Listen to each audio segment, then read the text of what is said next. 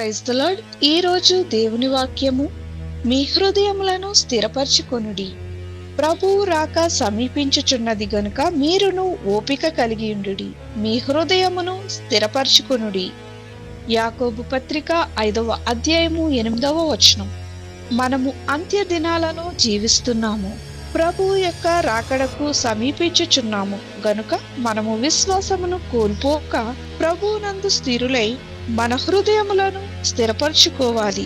క్రీస్తునందున్న మన విశ్వాసమును భ్రష్టు పట్టించడానికి సాతాను మనపై ప్రయోగించే ప్రతి ఆలోచనను క్రీస్తు యొక్క జ్ఞానముతో చెరపట్టవలెను.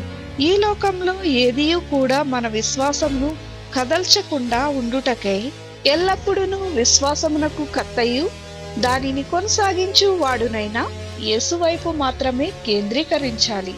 ప్రార్థన.